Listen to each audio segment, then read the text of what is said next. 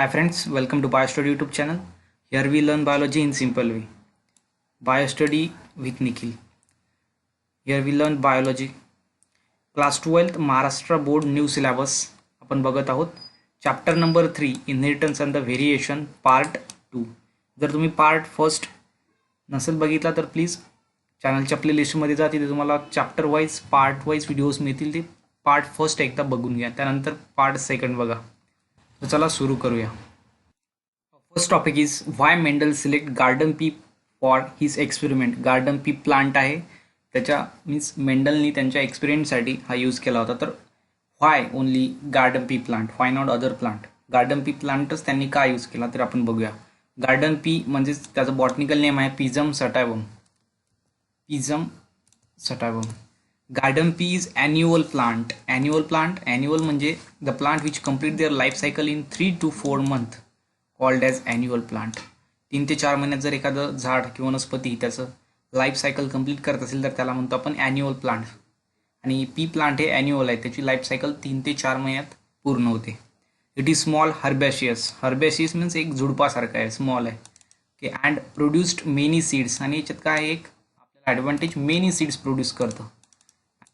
It is naturally self pollinating. Pisum garden pea plant is naturally self pollinating. Means स्वतःच pollination होतं. Pollination means transfer of pollen from anther to stigma. Means प्लांटमध्ये ते reproduction होण्यासाठी महत्त्वाचं असते pollination, त्याच्यामध्ये naturally होतं. And the plant is bisexual plant. Means both sex present on the one plant, female sex and the male sex. Bisexual plant आहे. Then second, maximum contracting characters. याच्यामध्ये contrasting character maximum आहेत या प्लांटमध्ये, garden पीमध्ये. They no intermediate character. याच्यामध्ये intermediate character form होत नाहीत. Means याच्यामध्ये इंटरमिडिएट कॅरेक्टर्स फॉर्म होत नाहीत. Then easy to emasculation. Emasculation is a process of removing stamen before अँथॅसिस. जेव्हा स्टेमन हा मेलचा पार्ट आहे, मेल फ्लावरचा, आणि ते रिमूव्ह केलं जातं याच्यामध्ये इमॅस्क्युलेशनमध्ये. Process in which removal of stamen before anthesis. याच्यामध्ये स्टेमन हा रिमूव्ह केला जातो, कारण कधी कधी एक्सपेरिमेंटमध्ये आपल्याला ते flower as a female flower use करावं लागतं. आणि फिमेल फ्लावर यूज करण्यासाठी आपला त्याच्यावरचा स्टेमन म्हणजे मेलचा जो पार्ट आहे तो आपल्याला रिमूव्ह करावा लागतो. मीन्स ते इमॅस्क्युलेशन, त्यालाच आपण इमॅस्क्युलेशन म्हणतो. So it is easy to emasculation. Then produce fertile offspring. Fertile means असे ऑफस्प्रिंग प्रोड्यूस करते जे नेक्स्ट जनरेशन प्रोड्यूस करू शकतं. Means fertile offspring. Emasculation is the removal of stamen before anthesis. आपण बघितलंय इमॅस्क्युलेशन. तर याच्यामुळे मेंडलनं सिलेक्ट केलं garden pea plant. Garden pea plant is annual plant, herbaceous, bisexual आहे, naturally self pollinating, maximum contrasting characters, no intermediate characters, easy to emasculation and produce fertile offspring. So that the Mendel select garden pea plant for his experiment. So first Mendel gives two crosses. First is monohybrid cross and the second is dihybrid cross. Monohybrid and the dihybrid. So firstly we discuss the monohybrid cross. Monohybrid cross कशाला म्हणायचं? Cross between parents. Parents मधला cross आहे. Parents differing in only one heritable trait. Monohybrid क्रॉसमध्ये पॅरेंट्समध्ये cross केला जातो, ते differing means त्याच्यामध्ये डिफरन्स आहे ओनली वन हेरिटेबल ट्रेट. ज्याच्यामध्ये एकाच ट्रेटचा, हेरिटेबल ट्रेटचा डिफरन्स आहे, अशा पॅरेंट्समध्ये जर क्रॉस करत असेल तर त्याला आपण म्हणतो monohybrid cross. Example, cross of the pure tall and the pure dwarf. Pure tall आणि प्युअर टॉलचा क्रॉस जर केला तर तो ही मोनोहायब्रिड. का? कारण याच्यामध्ये फक्त एकच ट्रेट आहे. ते कोणतं आहे तर हाईट. कारण प्युअर टॉल आणि डॉर्फ, टॉल आणि डॉर्फ हे काय आहेत? हाईट आहे. Means only one heritable trait is there, height. And the plant Mendel perform the monohybrid cross between two pea plants. 2 pea प्लांट्समध्ये with only one pair of the contrasting character. याच्यामध्ये एकच pair आहे contrasting कॅरेक्टरची, that is tall and the dwarf. So monohybrid cross कळालं की cross between the parents differing in only one heritable trait. याच्यामध्ये एकाच ट्रेटचा difference आहे, त्याला आपण म्हणतो मोनोहायब्रिड क्रॉस. तर याच्यामध्ये कशाचा डिफरन्स आहे? हाईटचा. एक झाड टॉल आहे तर सेकंड आहे डॉर्फ. त्यामध्ये तुम्ही बघू शकता टॉल आणि डॉर्फ. टॉल आणि डॉर्फ क्रॉस केलेला आहे. टॉल प्लांट हा यूज केलेला आहे फिमेल म्हणून आणि डॉर्फ प्लांट हा यूज केलेला आहे मेल म्हणून. सो टॉल हा डिनोट केला जातो कॅपिटल टी आणि कॅपिटल टीने, आणि डॉर्फ डिनोट केला जातो स्मॉल टी आणि स्मॉल टी. तर याच्यामध्ये क्रॉस केला. सो टॉल आणि डॉर्फ हे कसे आहेत, होमोझायगस आहेत, means similar alleles. Capital T, small T means similar alleles. त्यामुळे आपण त्याच्यामधला फक्त एकच कन्सिडर केला आहे, तो म्हणजे capital T and here is small T. आणि both comes together that capital T आणि small T. Capital T small T हे गॅमेट प्रोड्यूस झाले. ओके, यांचं क्रॉस करून हे this is F1 generation. So that is F1 generation. F1 generation produce झालेली आहे. Okay, त्याला आपण गॅमेट म्हणतो. हे गॅमेट पडले. देन ते आपण चेकरबोर्ड मेथडमध्ये टाकले. चेकरबोर्ड मेथडमध्ये हिअर इज कॅपिटल टी आणि इथं स्मॉल टी, आणि या साईडला सुद्धा कॅपिटल टी आणि स्मॉल टी. बिकॉज हा जो सिम्बॉल आहे हा आहे फिमेलचा सिम्बॉल आणि या साईडचा आहे मेल. इकडून मेल गॅमेट आणि या साईडला female gamete, means capital T small T, capital T small T. Okay, so then cross आपण नंतर क्रॉस केला आहे. Capital T comes here, capital T, then capital T small T, capital T small T, then capital T small t, capital T small t and small t and the small t. Here is small t and capital T म्हणजेच pure tall आणि capital T small T म्हणजेच हा टॉलच आहे, कारण याच्यामध्ये जो capital T आहे तो या रिसेसिव्ह म्हणजे स्मॉल टीला दिसू देत नाही. स्मॉल टी म्हणजेच काय, आपण वर बघितलं डॉर्फ आहे, बट हे कॅपिटल टी याला सप्रेस करतं स्मॉल टीला, म्हणजे त्याचं एक ट्रेट दिसू देत नाही. म्हणजे हे सुद्धा झाड टॉल दिसतं. म्हणजे फिनोटायपिक जर रेशो आपण बघितला तर फिनोटायपिक राहील 3:1. कसा, तर बघा हा टॉल आहे पूर्ण प्लांट, कारण हाईट जास्त आहे कॅपिटल टी, आणि हा सुद्धा टॉल आहे कारण याच्यात जो कॅपिटल टी आहे तो स्मॉल टीला सप्रेस करतो. त्यामुळे या झाडाची सुद्धा हाईट आहे आणि या झाडाची सुद्धा capital T small T, means 3 are capital and only one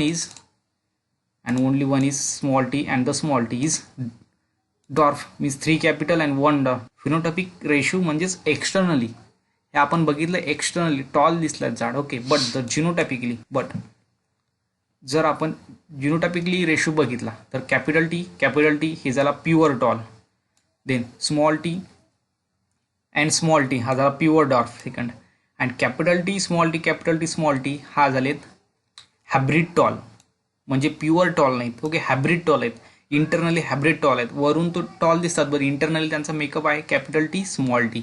So that the phenotypic ratio is 3:1, 3 tall and 1 dwarf, but the genotypic ratio internally 1:2, means 1 pure tall, 2 hybrid tall and 1 pure dwarf, that is 1:2, 2:1, and the phenotypic ratio is 3:1. तर याला म्हणायचं monohybrid cross and the ratio of the monohybrid cross is phenotypic ratio and the genotypic ratio. Monohybrid cross आपण बघितलं कशाला म्हणायचं, त्याचे ratio phenotypic ratio आहे 3:1 and the genotypic is 1:2, 2:1. So this is about the monohybrid cross. आणि याच्यावर मेंडलनी 2 law दिलेत, एक आहे लॉ ऑफ डॉमिनन्स आणि एक आहे law of segregation of gamete. ते बघूया आता. फर्स्ट बघूया Mendel's law of inheritance. Law of dominance, monohybrid क्रॉसवर 2 लॉ बेस आहे, एक आहे law of dominance and the second is law of segregation of gamete. त्यामधला पहिला आपण लॉ बघतोय, law of dominance. In monohybrid cross, the phenotypic character are the controlled by the discrete unit called as factor. Phenotypic ratio हे factor न control केले जातात. In a dissimilar pair of the factors, one member of the pair dominant and over the other. So एक dominant राहील आणि दुसरा recessive, जसं की कॅपिटल टी आणि स्मॉल टी मध्ये. कॅपिटल टी हा डॉमिनंट आहे कारण स्मॉल टी म्हणजेच डॉर्फ प्लांट आणि कॅपिटल टी म्हणजेच टॉल प्लांट. बट हे जे प्लांट आहे ते कसं राहील टॉल, कारण जो कॅपिटल टी आहे तो स्मॉल टीला काय करतो, सप्रेस करतो, means 1 member of the pair dominants and the over the other. दुसऱ्या पेअरवर एक पेअर ही डॉमिनंट असेल. The law of dominance is use to explain, कशासाठी आहे तर यूज केलेला आहे एक्सप्लेन करण्यासाठी the expression of only one of the parental characters of the monohybrid cross in F1. जो F1 जनरेशन आहे त्याच्यामध्ये फक्त एकाच पॅरेंटचे कॅरेक्टर दिसून राहिलेत, मीन्स एकाच पॅरेंटचे एक्सप्रेशन हे F1 जनरेशनमध्ये दिसत आहेत. मोनोहायब्रिड क्रॉसमध्ये काय केलं, tall is cross by the dwarf आणि त्याच्यामध्ये आपल्याला भेटलंय capital T and the small t. This is F1 generation. Monohybrid क्रॉसमध्ये बघितले आपण F1 generation is capital T and the small T. आणि याच्यामध्ये जे झाड आहे ते 100% कसं आहे, टॉल आहे, कारण हे जे डॉमिनंट आहे हे रिसेसिव्हला सप्रेस करतं, मीन्स त्याचे एक्सप्रेशन दिसू देत नाही. मीन्स कॅपिटल टी जो प्लांट आहे तो टॉल आहे, म्हणजेच लॉ ऑफ डॉमिनन्स, कारण याच्यामध्ये डॉमिनंट एक्सप्रेस झाला आहे 100% in F1 generation, so that the law of dominance. Statement बघूया.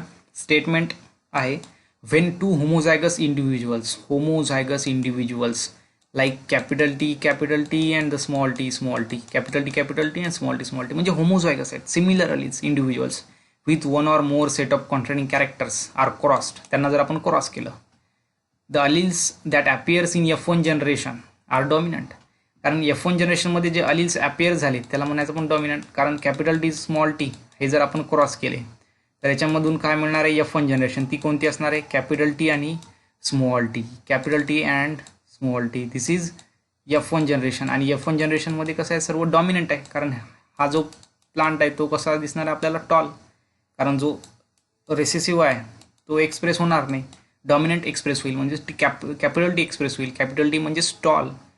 So that the alleles that appears in F1 generation are dominant and those which do not appears in F1 generation is recessive. म्हणजे capital T हे dominant आहेत कारण ते F1 जनरेशनमध्ये appear झाले, आणि small T आहेत रिसेसिव्ह कारण ते F1 जनरेशनमध्ये अपियर झाले नाहीत. So this is about the statement of the law of dominance. Law of segregation of गॅमेटला आपण असं म्हणतो law of purity of gamete, याला लॉ ऑफ प्युरिटी गॅमेट असं सुद्धा म्हणतो.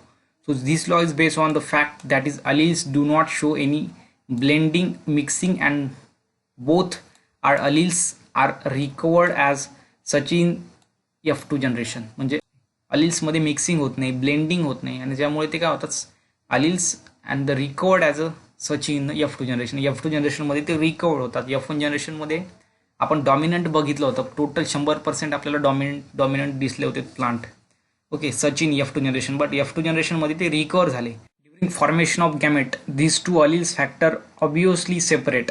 जेव्हा गॅमेट फॉर्मेशन होते तेव्हा हे फॅक्टर्स काय होतात, सेपरेट होतात ऑर सेग्रिगेट किंवा सेग्रिगेट होतात. Otherwise recessive type will not appears. नाहीतर रिसेसिव्ह जो टाईप आहे F2 मध्ये तो अपियर्स झाला नसता जर law of segregation of gamete झालं नसतं. कारण F1 जनरेशनमध्ये आपण टॉल आणि डॉर्फ जेव्हा क्रॉस केला, F1 जनरेशनमध्ये आपल्याला काय भेटलं, सर्व टॉल भेटला. टोटल जे प्लांट होते ते टॉल मीन्स तिथं आपल्याला सर्व डॉमिनंट भेटला, कारण तिथं रेसेसिव्ह दिसला नाही. बट जर लॉ ऑफ सेग्रिगेशन नसतं, जर सेग्रिगेशन झालं नसतं तर F2 मध्ये सुद्धा आपल्याला डॉमिनंटच भेटले असते. F2 मध्ये आपल्याला डॉमिनंट भेटत नाहीत, आपल्याला याच्यामध्ये रेसेसिव्ह सुद्धा भेटतात. Gamete which are form are always pure for the particular कॅरेक्टरसाठी प्युअर असतात. Unit a gamete may be dominant or recessive. Gamete dominant असू शकतात किंवा रेसेसिव्ह असू शकतात, recessive factors, but not both, पण दोन्ही असू शकत नाहीत. That's why it is called as the law of segregation of gamete. आणि म्हणूनच याला आपण म्हणतो law of segregation of gamete, ज्यामध्ये लॉ सेग्रिगेट होतात, गॅमेट सेग्रिगेट होतात. So statement of the law of segregation of gamete. Statement बघूया. When hybrid F1 forms gamete, जेव्हा हायब्रिड F1 गॅमेट फॉर्म करतो, कारण आपण मोन हायब्रिड क्रॉसमध्ये बघितलं, F1 झाला तो होता कॅपिटल टी आणि स्मॉल टी. त्यानंतर याचे जे गॅमेट पडले, these alleles segregate from each other. हे alleles काय आले, सेग्रिगेट झाले and enter in different gametes, आणि डिफरंट गॅमेट्स फॉर्म झाले, enter in different gametes. The gametes form are pure in that they carry only one alleles carry for each. The gamete form are pure in that they carry only one alleles each. प्रत्येक alleles एकच alleles carry केला. So either dominant or the recessive, ज्यामध्ये either dominant किंवा or recessive alleles. Hence this law is called as describe as the law of purity of gamete. याच्यामध्ये law of purity आहे, गॅमेटची purity आहे, gamete segregate होतात. Okay, so this is the law of segregation of the gamete. परत एकदा mono hybrid क्रॉसमध्ये बघूया. पहिल्यांदा आपण tall आणि डॉर्फ क्रॉस केले, ज्यामध्ये जो F1 भेटला याच्यावर बेस आहे law of dominance first law याच्यावर बेस आहे, कारण याच्यामध्ये सर्व डॉमिनंट होते, आणि जे कॅरेक्टर F1 मध्ये अपेअर होतात त्याला आपण डॉमिनंट म्हणतो, जे नाही होत त्याला रिसेसिव्ह, म्हणजेच लॉ ऑफ डॉमिनन्स याच्यावर. Then F2 generation, this is F2 generation. याच्यामध्ये काय झालं, गॅमेट सेग्रिगेट झाले at the time of gamete formation. याचे जेव्हा गॅमेट फॉर्मेशन झाले तेव्हा ते alleles काय झाले, सेग्रिगेट झाले. कॅपिटल टी स्मॉल टी हे काय झालं, सेग्रिगेट झाले अँड रिअपियर इन F2 जनरेशन. याच्यामध्ये काय झालं, F2 जनरेशनमध्ये परत रिअपियर झालं डॉर्फनेस, ज्याच्यामध्ये 1:2, 2:1 3:1. जो 1 आहे तो आहे रिसेसिव्ह. F1 जनरेशनमध्ये रिसेसिव्ह नव्हता, मीन्स F1 जनरेशनमध्ये टोटल डॉमिनंट होते, बट F2 जनरेशनमध्ये ते रिसेसिव्ह आलंय, means there is law of segregation. इथं झालं लॉ ऑफ सेग्रिगेशन, गॅमेटचं सेग्रिगेशन झालं. So this is about the law of dominance and the law of segregation of gamete. The next is dihybrid cross. Dihybrid cross, the cross between parents differing in two heritable traits. Heritable म्हणजे transmit होणारे trait, called as dihybrid cross. त्यालाच आपण dihybrid cross असं म्हणतो. Pure tall rounded seed plant and with the dwarf wrinkle seed plant. Dihybrid cross, the cross between parents differing in two heritable traits. Parents मधला cross ज्यामध्ये difference आहे दोन heritable ट्रेट्सचा is called as dihybrid cross. आणि monohybrid क्रॉसमध्ये एक heritable ट्रेटचा difference आहे आणि डायहायब्रिड क्रॉसमध्ये दोन हेरिटेबल ट्रेटचा डिफरन्स. सो मोनो हायब्रिड क्रॉसमध्ये होतं टॉल, फक्त हाईटचा डिफरन्स होता. याच्यामध्ये तसं नाही, याच्यामध्ये आहे सीड कलर आणि सीड शेप, हे दोन कॅरेक्टरचा डिफरन्स आहे याच्यामध्ये, सीड शेप आणि seed colour. Yellow round plant cross झालेला आहे ग्रीन रिंकल सोबत. Yellow round is cross with green wrinkle. Yellow round capital Y, small capital R, and the green wrinkle small y, and the small r. So yellow round is crossed with green wrinkle. याच्यामध्ये दोन difference आहेत, एक आहे seed shape आणि seed colour, याच्यामुळे याला डायहायब्रिड cross म्हटलेलं आहे. डायग्राम मध्ये बघू शकता, जेव्हा आपण यांना क्रॉस केलं तेव्हा आपल्याला दोन गॅमेट भेटले. याच्यामध्ये आपण येल्लो राऊंड आणि येल्लो रिंकल याला क्रॉस केलेलं आहे. YYRR means capital Y and capital R means yellow round. And small y, small r means green wrinkle. यांना जेव्हा आपण क्रॉस केलं तेव्हा याच्यापासून आपल्याला पहिल्यांदा गॅमेट पाडावं लागतील. सो पहिल्यांदा आपण गॅमेट पाडले, YYRR मधला एक y आणि एक r घेतला आणि इकून स्मॉल y आणि स्मॉल r मधला एक y आणि r घेतला. त्यानंतर बोथ जवळजवळ आणले, कॅपिटल Y स्मॉल y आणि कॅपिटल R स्मॉल r जवळजवळ आणले. त्यानंतर परत त्यांचे चार गॅमेट पडले, capital Y small y, capital R and the small r. Then याच्यामध्ये आपण समोर काय केला, क्रॉस केला, capital Y and the capital R, then capital Y and the small r. y या r सोबत घेतला, नंतर हा y या r सोबत, means capital Y small y capital R and the small y small r. त्यामुळे आपल्याला चार गॅमेट पडलेत. ते कोणकोणते, तर capital Y capital R, then capital Y small r, then small y capital R and the small y small r. चार गॅमेट पडले. त्यानंतर आपण त्याला चेकर बोर्ड मेथडमध्ये ऍड केलं. This is male gamete and female gamete. या साईडला आपण मेल गॅमेट ऍड केले आणि पलीकडल्या साईडला इकडं फिमेल, या साईडला आपण मेल गॅमेट ऍड केले आणि या साईडला फिमेल गॅमेट, आणि त्यानंतर याच्यामध्ये क्रॉस केले. पहिल्यांदा आपण कॅपिटल Y कॅपिटल R,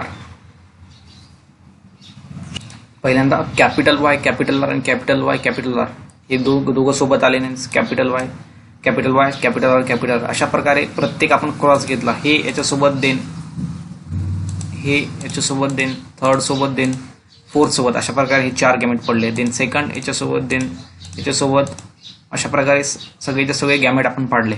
याच्यामधून फिनोटायपिक रेशो हा आहे 9:3:1. तर हा फिनोटायपिक रेशो कसा आहे आला ते आपण बघूया. तर पहिला आहे YYRR म्हणजेच काय होतं, येल्लो राऊंड, कारण की वर आपण बघितलं येल्लो राऊंड YYRR म्हणजे येल्लो आणि राऊंड कॅपिटल म्हणजे राऊंड. तर याच्यामध्ये 6 आहेत yellow round, 6 are the yellow rounds. कशा आहेत ते बघूया. त्याच्यामध्ये कॅपिटल Y कॅपिटल R आहे दोन्ही पण. याच्यामध्ये सुद्धा काय आहे, कॅपिटल Y आणि कॅपिटल R स्मॉल r. एक स्मॉल r आहे, बट कॅपिटल R या स्मॉल rला त्याचं एक्सप्रेशन दाखवू देत नाही, म्हणजेच हे सुद्धा येल्लो राऊंड. नंतर याच्यामध्ये सुद्धा येल्लो राऊंड, याच्यामध्ये सुद्धा येल्लो राऊंड, कारण जो स्मॉल आहे त्याच्यासोबत जर कॅपिटल असला तर कॅपिटलच त्याचं स्वतःचं एक्सप्रेशन देईल. तर अशा प्रकारे 9 जे आहेत पहिले ते राहतील yellow round, means 9 is yellow round. Then another is yellow wrinkle. Yellow wrinkle असतील 3, ते येल्लोमध्ये, येल्लो कलरमध्ये आहे. So this capital Y means yellow आणि RR स्मॉल आहेत म्हणजे रिंकल. याच्यात सुद्धा RR स्मॉल म्हणजे रिंकल आणि याच्यात सुद्धा RR स्मॉल म्हणजेच रिंकल. म्हणजे 3 आहेत आपल्याकडे येल्लो रिंकल. त्यानंतर आपल्याकडे आहेत ग्रीन राऊंड 3 आणि ग्रीन रिंकल 1, means 9:3:3:1. So this is about the genotypic ratio. This is about the phenotypic ratio 9:3:3:1, and the genotypic ratio is 1:2:2, 2:4:2, 1:2:1.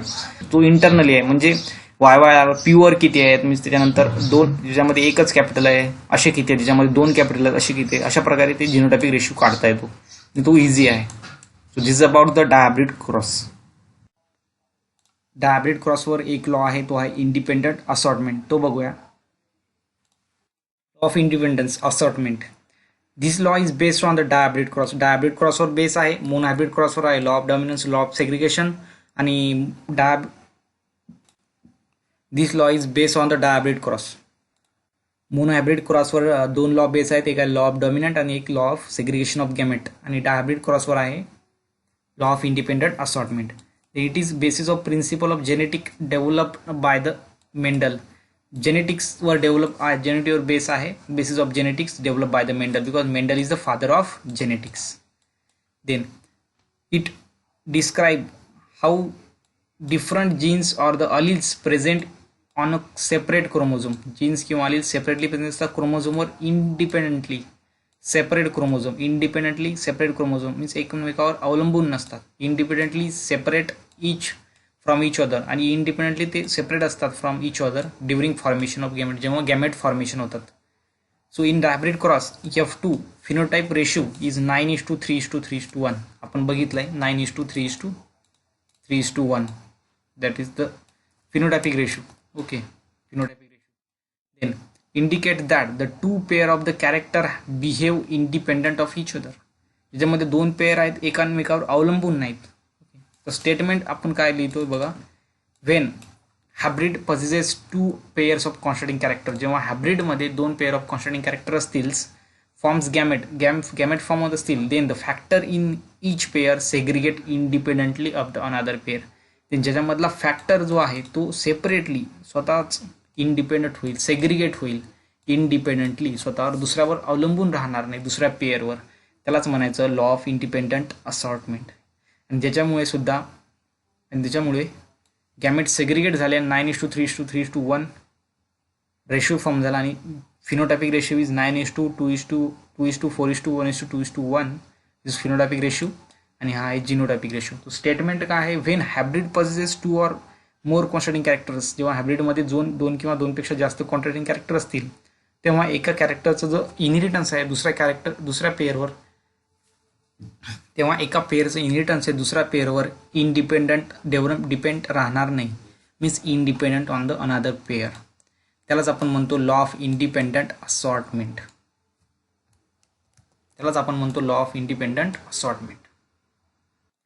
तर आजच्या व्हिडिओमध्ये आपण बघितलंय मोनोहायब्रिड क्रॉस, देन बघितलं dihybrid cross. Monohybrid cross and the dihybrid cross. Monohybrid क्रॉसवर दोन law आहेत, law of dominance and law of segregation of gamete. आणि डायब्रिड क्रॉसवर एकच लॉ आहे, डिपेंड आहे, तो आहे law of independent assortment. So this monohybrid cross and the dihybrid cross, आणि त्याच्यावरचे 3 law. And why Mendel select garden pea plant for its experiment. तर आपण बायोस्टडी विथ निखिल या यूट्यूब चॅनलवर बायोलॉजी सिम्पलमध्ये, शॉर्टमध्ये, विथ बेस्ट हँडरायटिंग नोट्सद्वारे शिकत असतो. Thanks for watching our videos बघण्यासाठी खूप खूप धन्यवाद. प्लीज व्हिडिओला लाईक करा, subscribe to our channel. Thank you.